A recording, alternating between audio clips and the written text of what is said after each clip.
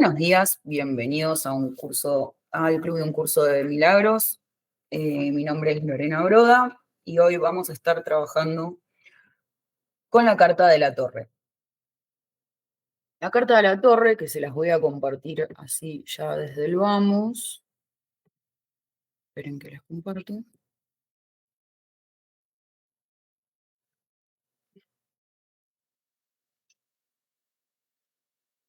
Bien.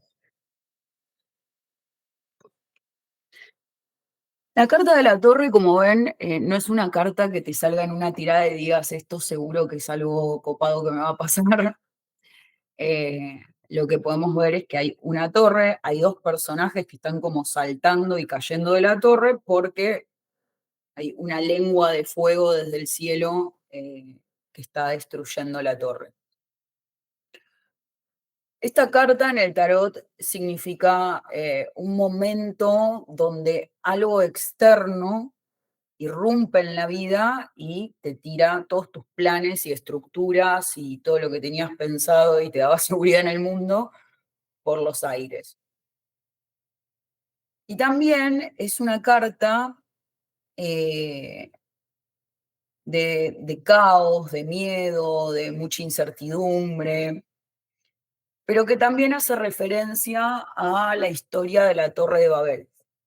La Torre de Babel, para quienes no conocen la historia, habla de que en un momento una fracción de la humanidad elige o pretende llegar a Dios y hacer algo más grande que Dios. Entonces empiezan a construir una torre muy alta, unen esfuerzos, y empiezan a construir una torre muy alta para alcanzar a Dios. Y en un momento Dios como que se enoja con ellos o para evitarlo, lo que hace es que todos empiecen a hablar distintos idiomas. Hasta ese momento la humanidad tenía un solo idioma y ese es como la historia de la invención de los idiomas. Y en ese momento todos empiezan a hablar muchos idiomas, no se entienden entre ellos y no pueden terminar de construir la torre. En su sentido más, esto por ahí más superficial de esta metáfora, tiene que ver con, bueno, con la generación de los diferentes idiomas en el mundo. Pero si miramos un poco más de cerca con la mirada del tarot y de un curso de milagros, vamos a ver varios movimientos que suceden en esta historia y vamos a ver de qué manera nosotros hacemos lo mismo en nuestra vida cotidiana. Para empezar, lo que está haciendo esta fracción de la humanidad es algo como súper ilógico, que es pretender ser más grande que Dios.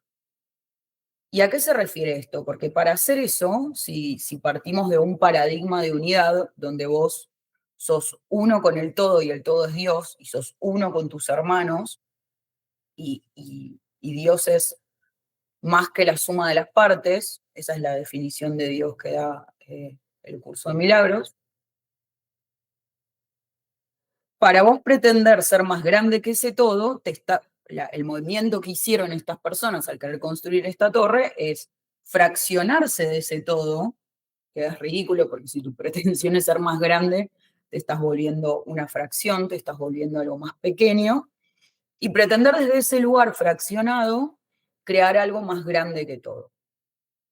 Entonces era en sí mismo no solo un movimiento ridículo, sino un movimiento muy lógico, muy contrario a lo que estaban pretendiendo. Y cuando están haciendo eso, y esto de que Dios los haga hablar idiomas diferentes, yo no sé si lo pondría a Dios como una entidad haciendo eso intencionalmente, sino como, como un fenómeno que se replica, ¿no? Como al separarte del todo y entrar en una idea de separación, también sucede el fraccionamiento interno entre ellos, donde empiezan a hablar diferentes idiomas y por ende ya nada es posible porque ya no se entienden. Entonces vemos cómo el paradigma es una historia que deja muy en claro todo lo que es el paradigma de unidad versus el paradigma de separación, ¿no?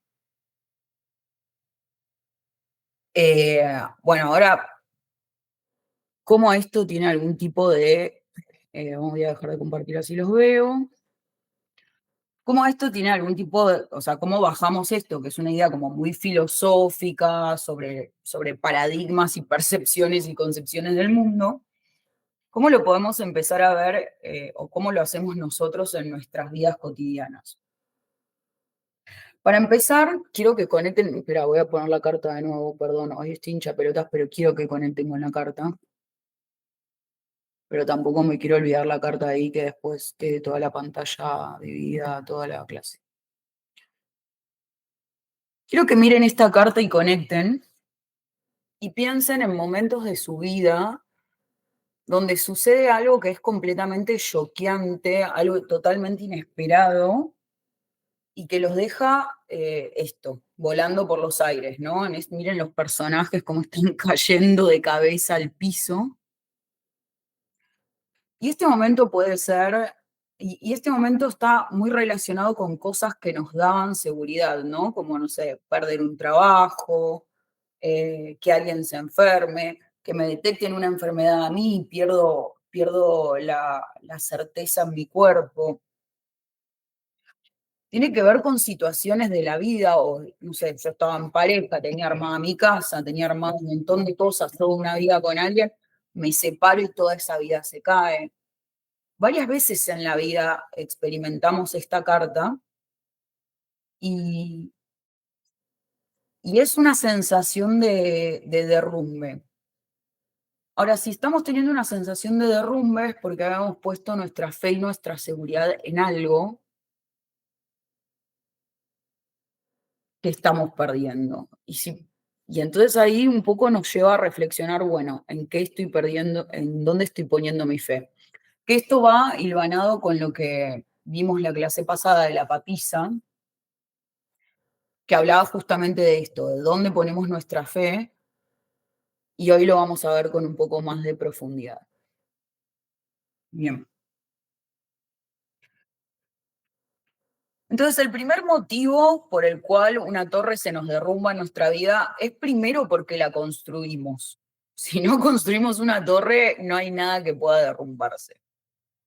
Y hay algo y una cualidad muy específica de esta carta, porque después en el tarot vamos a tener la carta del arcano sin nombre, que es una carta también bastante aterradora eh, porque es un esqueleto, es como la muerte. Y esa es una carta que va a hablar de un derrumbe, pero va a hablar de un derrumbe interno, del ego, mucho más espiritual, mucho más por otro lado. La carta de la torre siempre nos va a hablar de un derrumbe que viene por algo externo y que tiene que ver con los lugares externos donde ponemos la fe. Y voy a arrancar leyéndoles un fragmento del curso de milagros para quienes les interesa y siguen el libro o después se meten a leer los capítulos. Hoy vamos a estar trabajando en el capítulo 29, desde la sección 6 en adelante. Y el curso dice, no busques fuera de ti mismo, pues será en vano y llorarás cada vez que un ídolo se desmorone. Cuando clamas a Dios, ninguno de los ídolos que veneras te contestará en su lugar.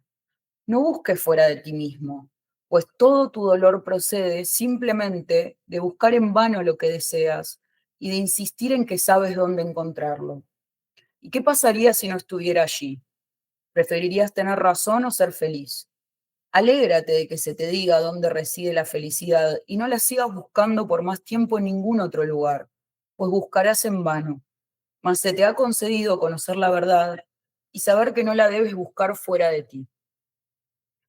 Entonces la primera cualidad que no, o la primera, el primer mensaje que nos está dando esta carta tiene que ver con que algo de nosotros empezó a buscar algo afuera y ese fue nuestro error, ¿no? Porque lo de afuera se cae, en lugar de buscarlo dentro de nosotros mismos.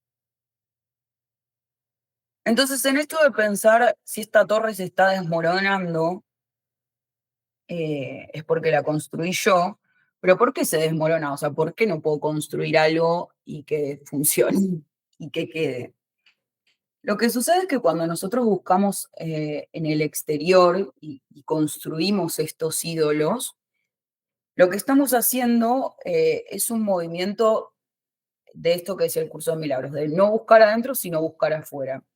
Y lo de afuera, y en general lo ponemos en cosas que son mutables, en cosas que no tienen verdad y vida en sí mismos. Lo ponemos, por ejemplo, en la seguridad que nos da un trabajo, lo ponemos en, pensemos también en cosas que idolatramos, ¿no? El sentido de pertenencia que me puede dar, no sé, ser hincha de un equipo de fútbol.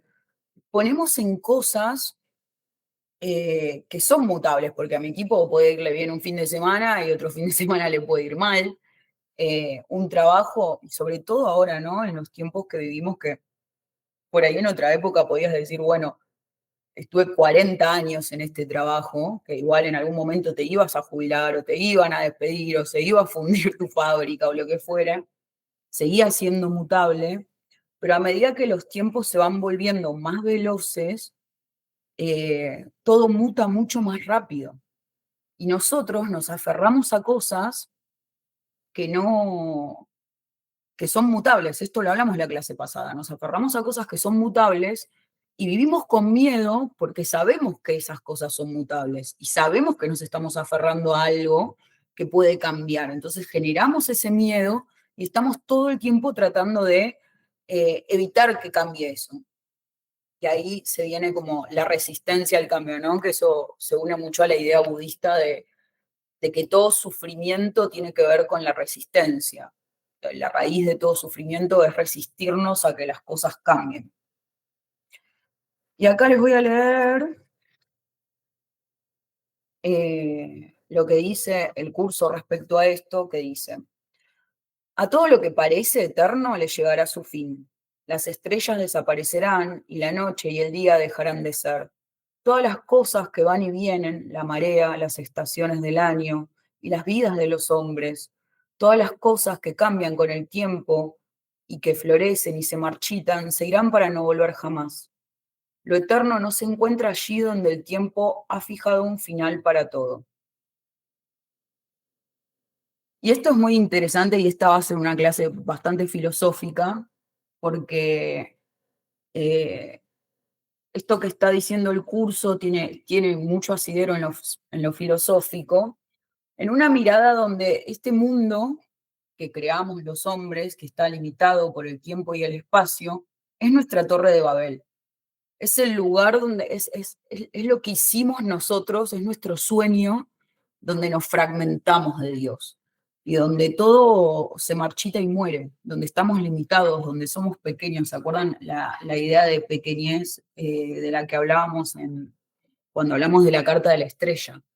Somos nosotros separándonos del todo y creando un espacio pequeño, un sueño de algo que no es eterno, que es totalmente perecedero y cambiante, porque está atado al espacio y el tiempo.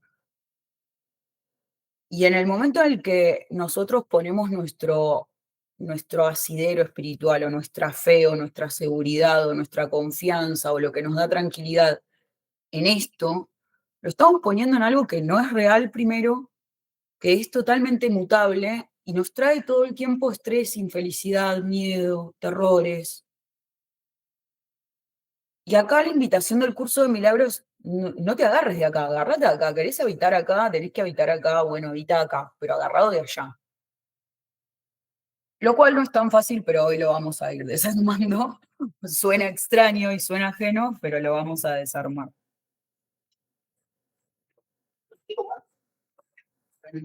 No quiero perderme de nada. Otra cosa, otra idea interesante que tiene el curso de milagros para ponernos en contraposición a esto, ¿no? Frente a toda esta muerte, ¿no? Frente a este pensamiento deprimente de todo muere, todo se termina, todo lo que está atado al tiempo perece. Lo que nos dice es que la función de la vida no puede ser morir. La función de la vida es extenderse. ¿Cómo puedo ayudarlos a entender esta idea que es muy abstracta y muy filosófica? Bueno, cuando hablábamos de la Torre de Babel y hablábamos de que una porción de la humanidad se fracciona de Dios, se fracciona del todo, se fracciona del resto de la humanidad e intenta hacer algo, bien podrían haber hecho, y de hecho no es podrían haber hecho? Podrían haber tenido conciencia de que ya estaban unidos con el todo. Entonces, simplemente era extenderse. Cuanta más conciencia de unidad vos vas teniendo, es como si el crecimiento, en lugar de ser vertical, fuese horizontal, donde lo que empezás a hacer es a conectar con la superficie de todo, ¿no? A sentirte más unido con las otras personas, a sentirte más unido con Dios, a sentirte más unido con el campo. Entonces vos sos el campo. Entonces la vida se extiende, no está en un paradigma de superioridad frente a otra cosa, tratando de escalar para arriba. Y, y el propósito de la vida, acá nos dice el curso de milagros, es justamente extenderse. Es experimentarse, es lo que vimos en la estrella, es experimentarte a vos plenamente tal como sos. Y en ese plenamente, dentro del sentido de unidad, tiene mucho que ver con saberte parte de ese todo y unido a todo.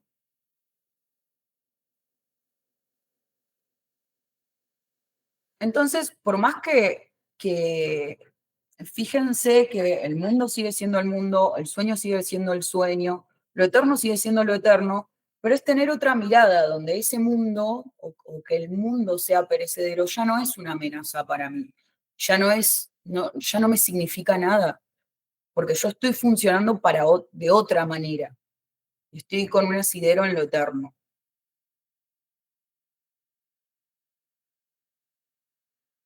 Fraccionarnos de esta manera, ponernos a hacer nuestra torre de Babel, es en principio negar nuestra completitud.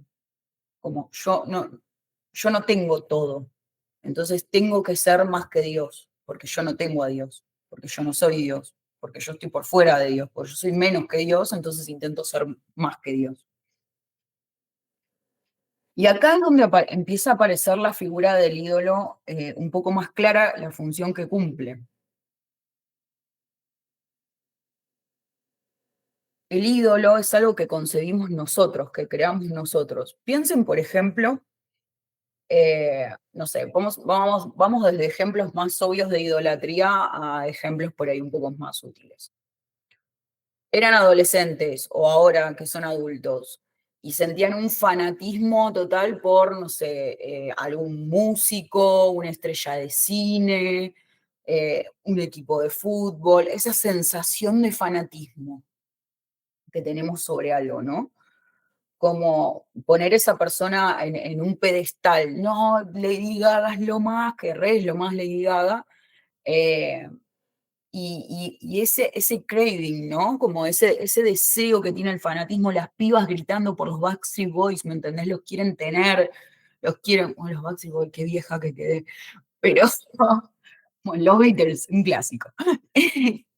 Y ese deseo de poseer al ídolo, de arrancarle la ropa, de arrancarle un pedazo, de besarlo, de tener tu pieza empapelada con tus ídolos, ese craving que sentimos y que lo sentimos con mucha intensidad en ciertos momentos de nuestra vida, que no es casual que sea la adolescencia, que viene de la palabra adolecer y es el momento en el que nos sentimos faltos de todo, y en ese momento es donde más presente y más obvio se nos hace esta experiencia de ir a buscar afuera todo lo que no tenemos, el talento de esa persona, la belleza de esa persona, lo cool y hondera que es esa persona, todo lo que no tengo porque soy nada, un puto adolescente lleno de granos que se odia a sí mismo y mi cuerpo es torpe y me siento torpe y no hago nada bien y me va mal en el colegio, pero quiero ser esa persona. Hay algo de sentirse falto de todo y buscar en el otro y desear en el otro. Esperen que no me quiero colgar con los textos porque después se me hace larga la clase.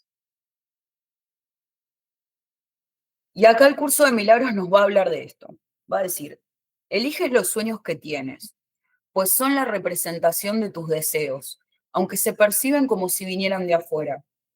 Tus ídolos hacen lo que tú quieres y tienen el poder que les adjudicas, y los persigues futilmente en el sueño porque deseas adueñarte de su poder. Ponemos en el ídolo algo que creemos que no tenemos y lo buscamos salvajemente, tan salvajemente que muchas veces tiene que ver con la destrucción. Fíjense esto, las estrellas, yo veo muchos documentales biográficos de gente y todas las personas que han sido famosas y han tenido esta experiencia de ser el ídolo masivo de gente, es una experiencia completamente destructiva. Primero porque nadie los está viendo a ellos, sino que todos están proyectando sobre ellos una imagen de algo, sus deseos, sus broncas, sus decepciones, todo se proyecta sobre esa persona, nadie los registra realmente. Y además, que ese deseo se puede volver violento y destructivo, porque muy rápido se pasa, bueno, John Lennon lo mató un fan, como muy rápido se pasa del deseo de poseer al deseo de destruir, y el resentir que yo no soy vos. O sea, es como que paso de desear hacer todo eso que estoy proyectando en vos a resentirte a vos porque yo no lo tengo.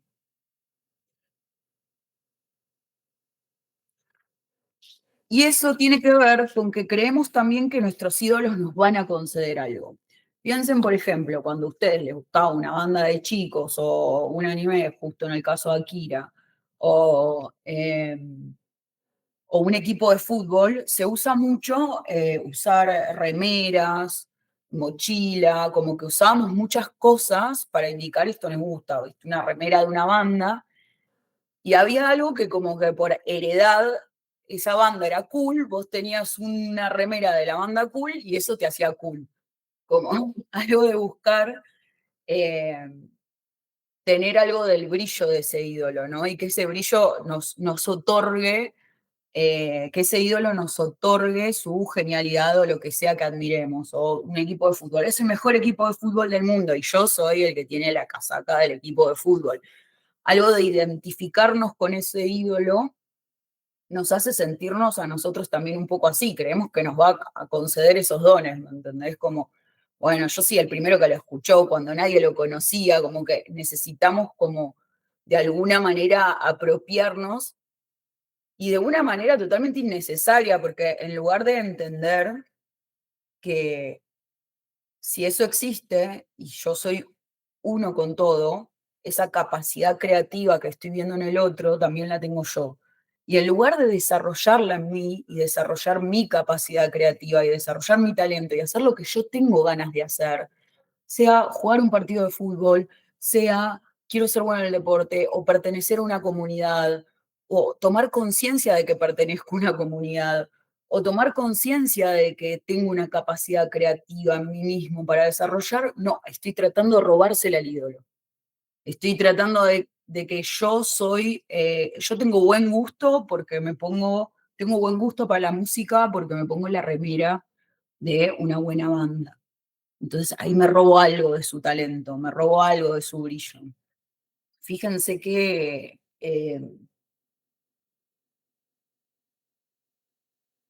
cómo, cómo se ve muy claro el paradigma de separación acá, ¿me entendés? Como yo no tengo esto, el otro lo tiene, somos cosas separadas, el otro está por encima mío, y yo intento robarle, intento sacarle. Y todo ese movimiento no me permite darme cuenta eh, que yo tengo todo exactamente lo mismo que esa persona y puedo hacer lo mismo. Tengo la misma creatividad, tengo la misma capacidad de hacer lo que me gusta y todo lo que admiro en el otro, pero me lo niego a mí mismo y lo busco en el otro. Para que esto sí, o sea, los ídolos no tienen verdad ni existencia ni consistencia en sí mismos. Para que un ídolo exista, una o muchas personas tienen que creer en ese ídolo. A ver, Lady Gaga es, no me acuerdo, no sé cuál es su nombre real, pero es un ser humano. Y ese ser humano, por supuesto, que existe y es ella. Pero todo de lo que revestimos a Lady Gaga y todo el lugar donde la ponemos y millones de personas pensándola con una imagen, todo eso es una idea que no tiene consistencia en sí misma. Lo mismo que un trabajo. Si yo tengo un trabajo que me hace súper exitoso, soy un empresario, soy un gran empresario, y todo, tengo un montón de guita y me manejo y mis negocios y mis cuentas y qué sé yo qué. Lo que hace que ser un empresario, que cuando yo digo soy un empresario, ustedes entienden, se les viene cierta idea a la cabeza, es una construcción cultural que le asignó algún tipo de valor, porque en realidad, en sí mismo, si no hay ninguna persona asignándole valor a tener dinero, por ejemplo, el dinero, bueno, ahora ya no es ni siquiera algo, ni siquiera es algo material, pero ¿vieron esas que a veces aparecen publicaciones de África, no sé dónde poronga, que el dinero ya tiene tan poco valor que lo tienen como pilas y pilas de dinero que las están usando para cortar carne arriba, para sostener los muebles, porque ya el dinero no vale. Bueno, el dinero es un claro ejemplo de cómo nosotros somos los que creamos y le asignamos valor a un ídolo.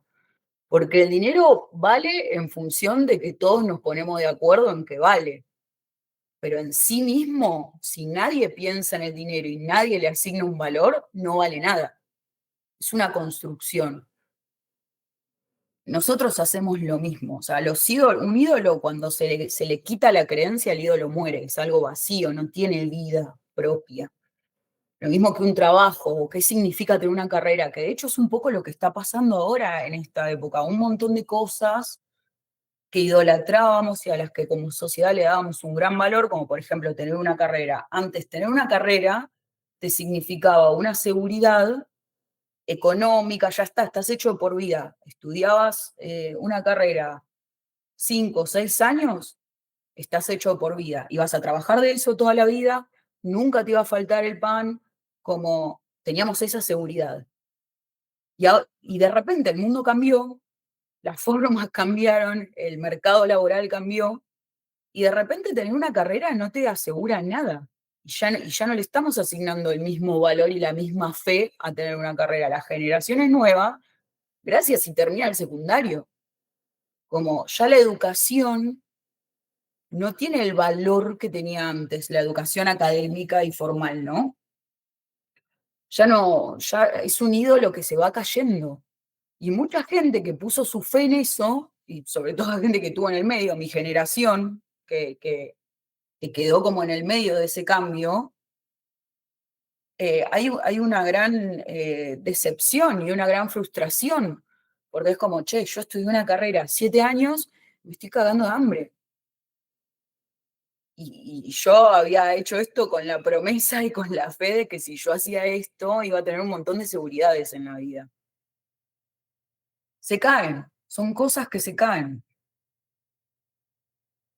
Pero un poco lo que y odiamos que se caigan y nos frustra, pero un poco la carta de la torre tiene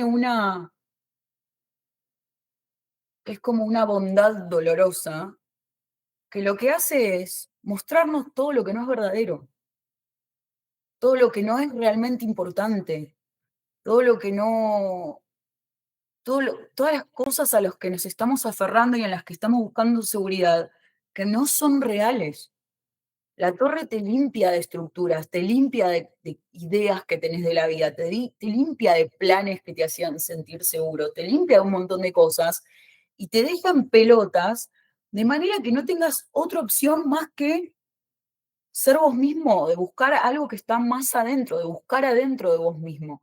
Por eso acá les voy a volver a poner la carta para que se fijen en esto.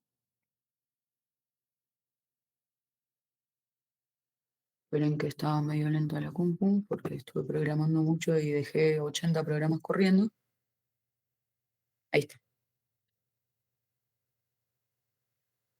El otro lado de esta carta, que se estudia en el tarot, tiene que ver con que hay, como, ven que tiene como unas bolitas, y, y si la ven al revés, si la ven no como algo que cae, sino como algo que explota, están ahí como, si las mirás de otra manera, los pibitos están haciendo como breakdance, y esta carta tiene como un lado festivo, como un lado de algo interno que logra salir para afuera y que las estructuras, las ideas, las cosas donde estábamos poniendo nuestra fe, no nos estaba permitiendo surgir. Así como yo, si estoy idolatrando a Lady Gaga o a cualquier artista por ser súper creativo, me estoy evitando a mí misma de conectar con mi propia creatividad y de sacar al mundo y de ofrecer y de extenderme en lo que yo tengo para brindar. Entonces esta carta tiene como ese lado lúgubre, donde todo se te cae, donde hay frustración, pérdida, shock, sorpresa, un montón de cosas, pero también tiene ese lado de bendición y ese lado amable de, sí, pero también es una bendición porque va a surgir algo de vos que no sabías que tenías. Esperen que dejo de compartir. Y ese es, o sea, todas las cartas tienen como esa mirada ambigua. Y en esa mirada ambigua es donde está el milagro. O sea, el milagro sucede cuando vos por ahí estás parado en la forma de interpretar la carta que es frustrante y que es dolorosa y que te indigna. Y cuando lográs hacer un switch en tu percepción, es como lo que vimos en la carta del colgado, vos lográs hacer un switch en tu percepción que te permite ver la misma carta y habitarla y transitarla y que tu experiencia sea distinta, sea algo, sea una bendición. Y acá empezamos a ver un poco qué se esconde atrás de los ídolos y qué cosas. Esperen, porque yo me colgué de leer un texto.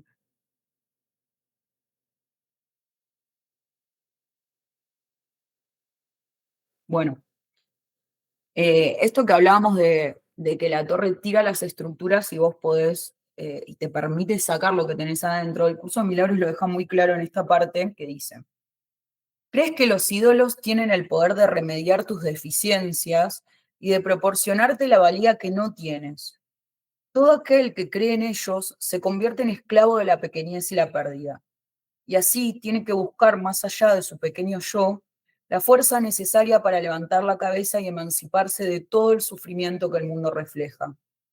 Esta es la sanción que pagás por no buscar en tu interior la certeza y la tranquilidad que te liberan del mundo y que te permiten alzarte por encima de él en quietud y en paz. Y acá no hablemos solo de figuras que creamos eh, respecto a lo creativo, también puede ser un gurú, una religión, eh, una persona que da charlas motivacionales, todos lugares donde yo no creo que tengo acceso a Dios, entonces voy a buscar afuera que alguien me dé ese acceso a Dios. O yo no tengo acceso, o sea, yo no tengo la capacidad de ser una persona sana y funcional, entonces voy a poner mi fe en que esta otra persona me va a hacer una persona sana y funcional. Lugares donde nosotros estamos quitándonos o sintiendo que nos falta algo y lo ponemos en un otro. Y que esto también lo hacemos mucho en cuestiones mucho más de persona a persona, mucho más chiquitas, como eh, a mí me pasa mucho con los músicos, como que yo me doy cuenta de que me gusta salir con músicos muchas veces porque tienen algo creativo y yo muchas veces mi parte creativa es la que más relego y cuando empiezo a salir con una persona es como lo vuelvo un ídolo, como veo todo el talento que tiene esa persona y dejo de ver el mío. Y eso puede pasar con, no sé, tengo inestabilidad financiera, empiezo a salir con una persona que tiene estabilidad financiera. Pasa un montón hoy en día que es muy difícil alquilar y un montón de cosas, de gente que es como, che, yo no quiero vivir más con mis viejos, bueno, me voy con esta persona que sabe manejar la plata y ella se va a ocupar y qué sé yo qué, y me voy a vivir con esta persona y mi economía se va a resolver. En lugar de darte vos la posibilidad de decir, che, yo quiero ordenar mis números, yo quiero generar mi capacidad de autogestión y lo puedo hacer. Relegamos en el otro, en la pareja lo hacemos un montón. Nuestra pareja siempre tiene cosas que nosotros no tenemos, buscamos eso, porque buscamos cosas que admiramos, cosas que no tenemos.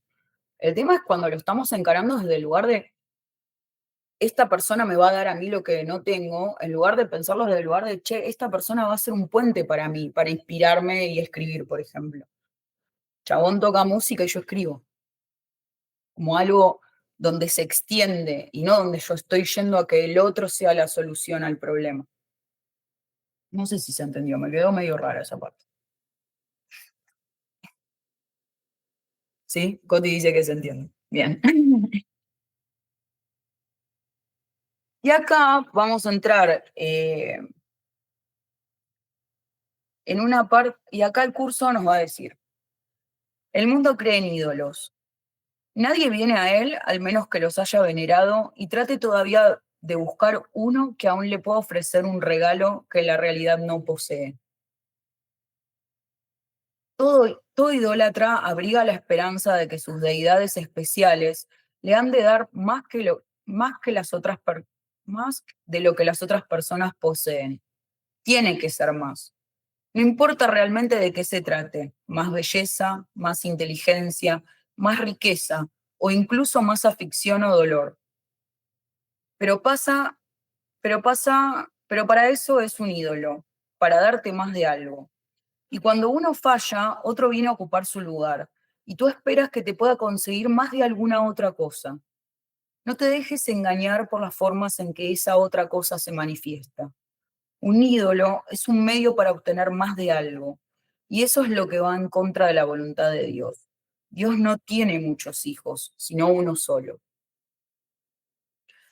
Y acá el curso de milagros es, como siempre, muy categórico y lo que nos está diciendo es que cada vez que nosotros, de nuevo, volvamos al ejemplo de la banda, ¿no? Que me parece que es como el más claro. Sos fan de una banda, te pones la remera y cuando te pones la remera, ¿cuál es el mensaje?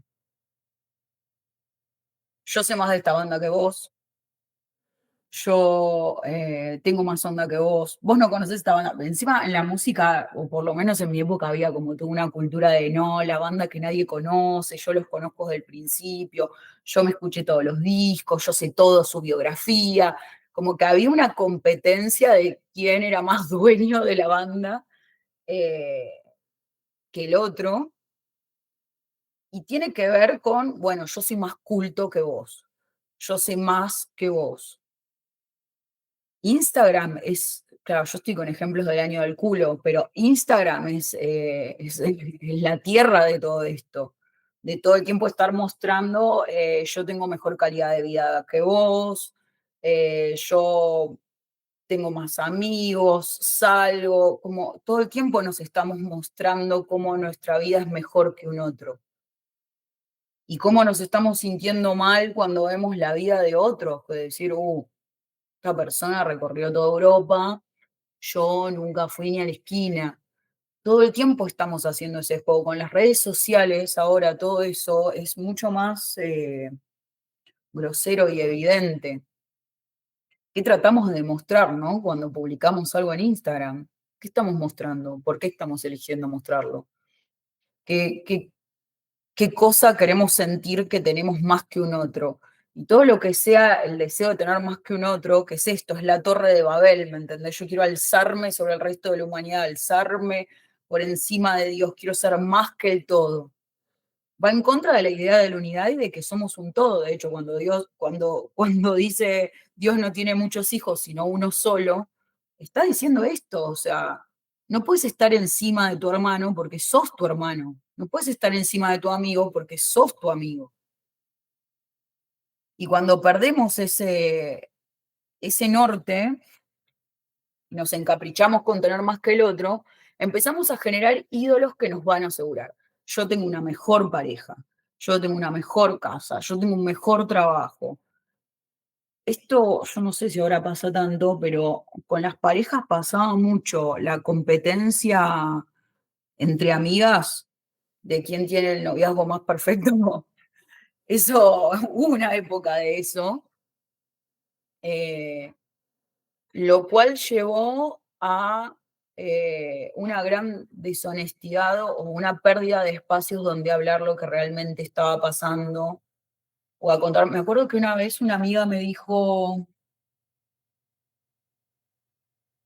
eh, me dijo, vos no sabés todo lo que pasa con mi novio porque yo le protejo su imagen para que vos no lo odies y vos deberías hacer lo mismo con tu novio. Como algo así era el planteo. Eh, y como algo de filtrar lo que sucedía en la pareja para que a todos nos caiga bien su pareja y que pensemos que tiene una relación ejemplar, ¿no? ¿Cuánto hacemos esto?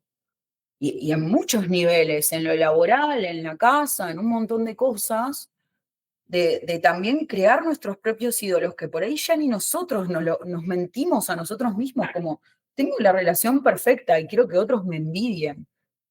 Tenemos todos estos movimientos muy miserables que tienen que ver con una profunda necesidad de carencia, porque el único motivo por el que alguien necesitaría sentirse superior a un otro es porque primero se sintió menos que un otro, porque se siente insuficiente. Cuando vos te sentís suficiente, no necesitas demostrar nada. Hay algo muy radical de la realidad y de la verdad que tiene que ver con no necesita ser justificada ni argumentada la verdad. La verdad simplemente es. No necesita tanto esfuerzo, no necesitas construir una puta torre altísima para justificar la verdad. Lo que existe, existe. No necesitas crear una torre para demostrarte que sos Dios. Es tu falta de conciencia de lo divino en vos. Porque si vos tenés conciencia de eso, no necesitabas hacer la torre. Pero hacemos las torres, y es lo que dice el curso de milagros. Si estás acá en el mundo es porque estás haciendo la torre. Si viniste acá es porque estás buscando que algo afuera te complete adentro. Creen que no me quiero olvidar nada. Estamos bien de tiempo.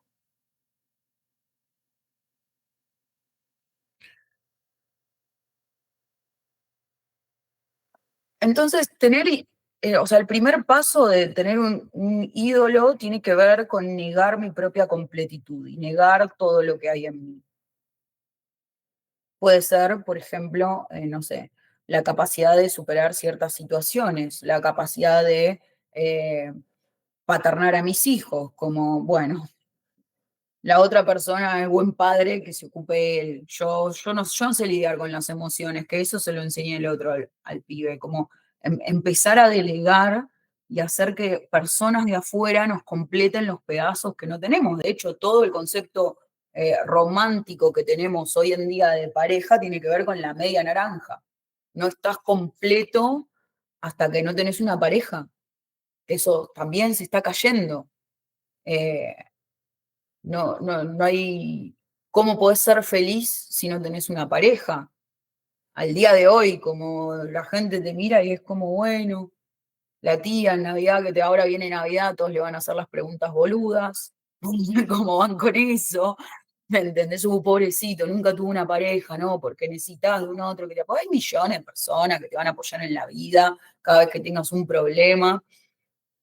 Eh, también, ¿no? Como yo creo que Yo creo que el lugar a donde más, o sea, en definitiva, detrás de todos estos ídolos que tenemos siempre al final, en el fondo del fondo del fondo, está el sentido de pertenencia, que es lo que más nos duele como humanos, porque estamos tan desconectados de la conciencia de unidad, de ser conscientes de que estamos unidos de todo, de que de que respiramos aire, de que no tenemos conciencia del aire, de que estamos inmersos en una masa de Dios y no estamos separados del aire, de la naturaleza, del universo, de todo lo que está sucediendo. Y eso es una herida tan grande que tenemos y la padecemos tanto que buscamos pertenecer a un equipo de fútbol, pertenecer a una pareja, hacer nuestra propia familia. Eh, ¿Cuánta gente con ese tema de gente que tuvo por ahí, no sé, infancias muy de mierda o que fueron abandonados de chicos o huérfanos o lo que sea, que en su adultez dicen voy a formar mi propia familia y voy a hacer una familia que sea todo lo que no tuve? Y qué duro es cuando algo de todo eso no funciona como idealmente lo tenías vos, o si después te tenés que divorciar porque no está funcionando. ¿Y hasta cuándo vas a sostener ese ídolo? Y pasa de un lugar de carencia de yo no tuve esto, yo no merecí esto y ahora lo voy a merecer. Y es como, siempre tuviste eso, siempre hay algo, siempre perteneciste, tal vez no tuviste una familia modelo, pero siempre estás conectado con el todo, nunca estás solo, nunca fuiste abandonado. Y eso es re difícil de sanarlo en todos nosotros, porque por ahí, bueno, el ejemplo boludo de las bandas y de los equipos de fútbol, nos hablan de cosas que, bueno, ya está, ya superé la adolescencia, este problema no lo tengo, pero hay heridas tan, sensaciones de carencia tan complejas adentro nuestro, tan sensibles y dolorosas, de sentirnos que somos inadecuados, de sentirnos que somos justo la cosa que vino fallada, de sentirnos que no sabemos relacionarnos o que no podemos establecer vínculos sanos con otros. Todas un montón de cosas que nos hacen sentir súper aislados y que hacen que busquemos soluciones mágicas, ideas, conceptos mágicos que van a venir y resolver todo eso cuando en realidad esa búsqueda tiene que ser interna y tiene que pasar por encontrar el modo de tomar conciencia de que todo esto de lo que me veo carente, toda esta carencia nunca existió, simplemente nunca estuvo ahí. Es como que el trabajo es hacia adentro y nosotros lo buscamos afuera, lo buscamos llenar con cosas como, no sé, me siento carente de todo, incapaz de todo, bueno, no sé, compro cosas, ¿me entendés? Eh, o con la alimentación también. Hay un montón de cosas con las que estamos todo el tiempo compensando. Me siento, y las drogas siendo un ejemplo también muy claro, ¿no? Como esto que hablábamos la otra vez de que por ahí cuando tomás MD, que lo hablábamos en cuál era, en la de la estrella. Hablábamos en la clase de la estrella que cuando tomás MD recuperás esta sensación de unidad y de poder ser vos mismo auténtico, sin defensas y demás. Y bueno, y hay gente que se hace adicta al MD porque está buscando afuera encontrar esa sensación en lugar de buscarla adentro. Entonces, bueno, te la das en la pera todos los fines de semana y después los fines de semana son 3 días. Era los sábados, pues sábado y domingo, pues sábado y domingo y lunes, y después tenés 3 días para recuperarte y empezó el jueves, el fin de semana esta vez, y como que y cada vez tiene menos efecto y entonces empezás a consumir más. O personas que toman, es algo muy, dime qué droga consumes y te diré de qué careces.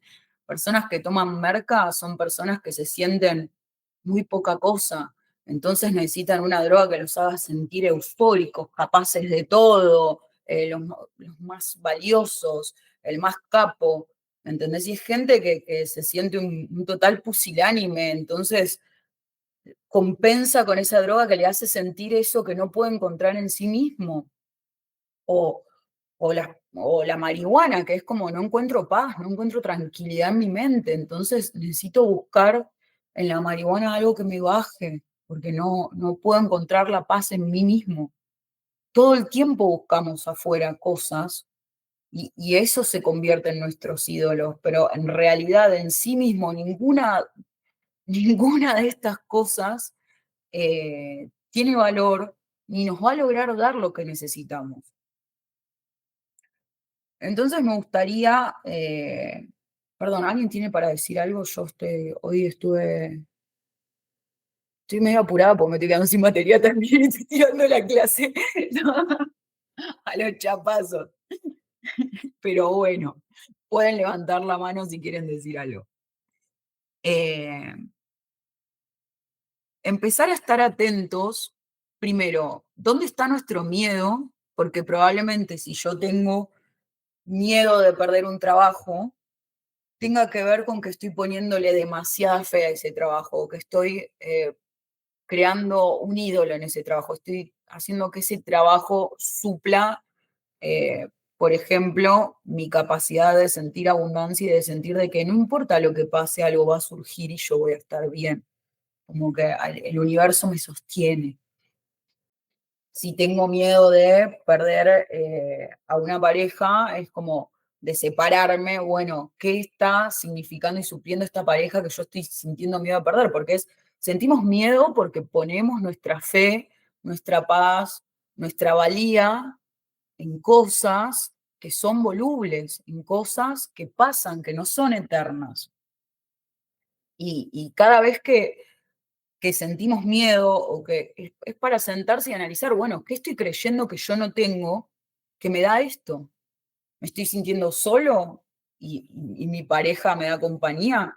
¿Por qué me estoy sintiendo solo si tengo amigos, tengo familia, si estoy conectado con el todo, si soy parte de todo? ¿Qué ideas de separación estoy teniendo?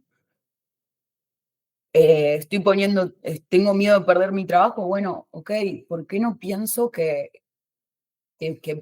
puedo arreglármela sin este trabajo, que puedo conseguir otro trabajo, que puedo encontrar otra forma de hacer dinero, que todo se me va a proveer de una u otra forma, que van a aparecer las oportunidades que necesito? Entonces, esos lugares donde tenemos miedo son los lugares donde podemos detectar que hay una torre y muchas veces no lo detectamos y la torre en algún momento se cae, siempre se cae. Algunas nos pegan más de lleno, otras nos pegan menos de lleno. Cuanto más pusiste todos los huevos en la misma torre, tenemos muchas torres, pero cuando más pones todos los huevos en la misma canasta, más duro es el golpe. Eh, pero en la medida en la que empezamos a sacar nuestros asideros de cosas que tienen final, porque están atadas al tiempo y al espacio, y empezamos a encontrar y a generar una paz interna con las cosas que vimos en la otra clase, ¿no? Encontrando ese lugar presente, encontrando los espacios donde me dedico a esto. Cuánto tiempo yo me dedico a estudiar programación, por ejemplo, que es de lo que trabajo, y cuánto tiempo yo me dedico a estudiar cosas que me van a enseñar a tener mi paz interna más afirmada. Y entonces, ¿dónde estoy invirtiendo mi tiempo? ¿Dónde estoy invirtiendo mi energía? ¿Qué estoy priorizando? Son cosas como para evaluar uno en la vida, para que cada vez que pase una torre no sea, no sea un encuentro tan destructivo o de tanto padecimiento. La verdad es que la función del curso de milagros es poder transitar la existencia con el menor sufrimiento. A ver qué dice, ¿co? Creo que justo tenía cerrado el chat. Identificarnos con eso y nos identificamos con eso y desconectamos de nuestro ser y creemos ser la torre. Sí, tal cual, tal cual.